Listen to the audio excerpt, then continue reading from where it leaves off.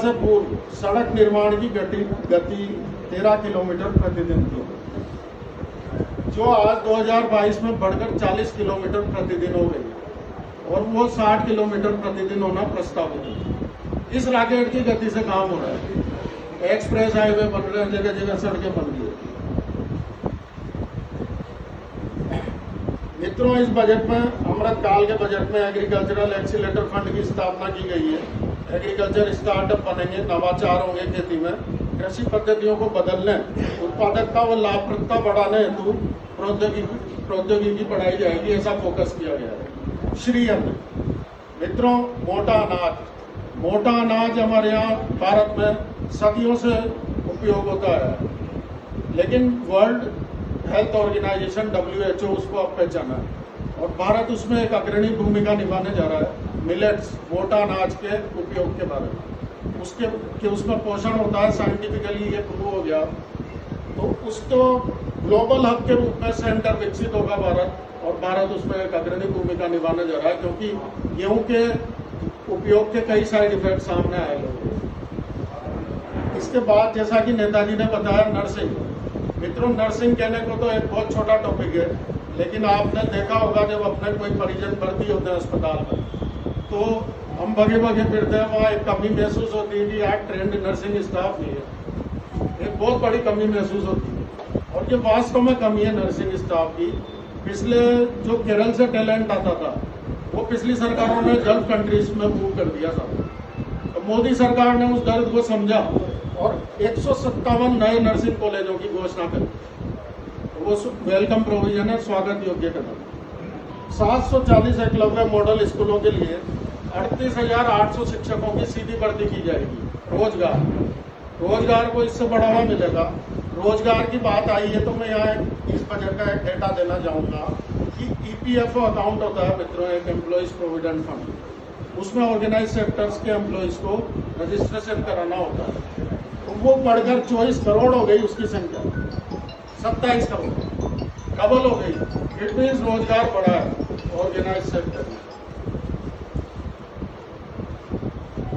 भारत क्या है, भगवान का देश है, देवताओं का देश है।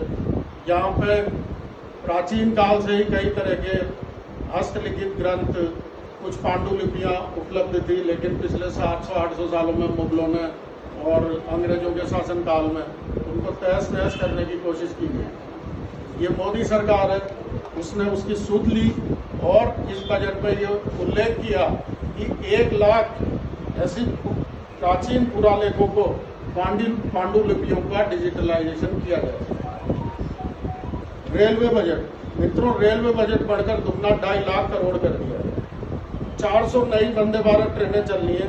तो यहाँ कोटा के लिए मेरा सुझाव है कि कोटा से कोलकाता और कोटा से मुंबई 2 नई ट्रेनों की आवश्यकता है। तो 2 नई वंदे भारत ट्रेनें कोटा से चलवाने के प्रयास करने चाहिए, क्योंकि सन 70-80 के दशक में, यदि आपको याद हो नेताजी, यदि आपको याद हो, जब देहरादून एक्सप्रेस में ठहराव पड़ा था और एक्स्ट्रा कोचेज लगे थे, तो कोटा से दिल्ली बिजनेस एकदम बूस्ट हो गया था उस पीरियड। तो किसी भी सेंटर से बिजनेस बूस्ट करना है तो वहाँ से के लिए ट्रेनों की अवेलेबिलिटी जरूरी है। आज हमें मुंबई जाना हो तो कमी महसूस होती है, यार रिजर्वेशन नहीं मिल रहा।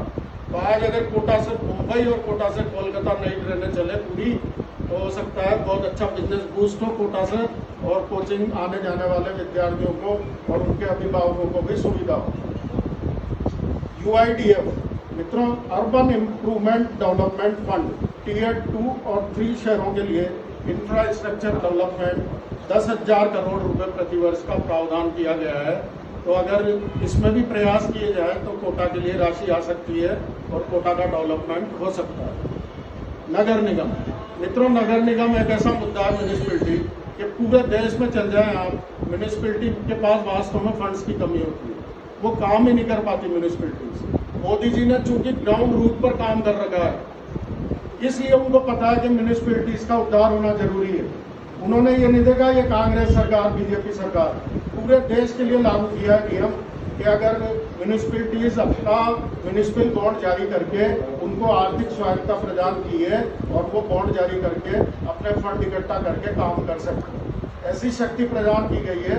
इस अमृतकाल के बजट में। UIT JDA, urban improvement trust, JDA, इस तरह की संस्थाएं मित्रों टाउन प्लानिंग का काम करती है, रोड बनाने का काम करती है, प्लॉट्स काटती है, तो इनका प्रॉफिट मेकिंग ऑब्जेक्ट नहीं होता। लेकिन पहले के इनकम टैक्स एक्ट में क्या था कि कोई ऐसा ग्रे एरिया था, ग्रे प्रोविजन था, जिसकी वजह से उन पर करोड़ों रुपए की डिमांड आयकर अधिकारी थोप देते थे और वो काम ही नहीं कर पाते थे यूआईटी वगैरह। तो मोदी जी ने उस दर्द को भी समझा और इस बजट में क्लियर कट एग्जेम्पशन दी गई है कि भाई इस तरह की यूआईटी जैसी जो संस्था है पूरे देश की, उनको हम कर मुक्त करते हैं, आयकर के दायरे से उनको हटाएंगे। छोटा बिजनेसमैन, मित्रों छोटा बिजनेसमैन के सामने बड़ा दर्द रहता है। वो जब बैंक में अकाउंट खुलाने या लोन लेने जाता है तो बैंक मैनेजर उससे जीएसटी नंबर मांगता है, लाइसेंस मांगता है, उसके पास होता नहीं है। वो कहता है मेरा 40 लाख का टर्नओवर ही नहीं है, मैं जीएसटी नंबर क्यों लूँ। तो इस दर्द को समझते हुए उन्होंने पैन कार्ड को ही एक मान्यता दी है पहचान पत्र के रूप में, और छोटे बिजनेसमैन को राहत प्रदान की गई। MSME, micro small medium enterprises, मित्रों 50 करोड़ जिसका प्लांट एंड मशीनरी में इन्वेस्टमेंट होता है सालाना और 250 करोड़ रुपए टर्नओवर होता है, उसको एमएसएमई की श्रेणी में रखा जाता है। तो उनको कोलैटरल फ्री लोन प्रदान किया गया, उसके लिए 2 लाख करोड़ का प्रोविजन किया गया है।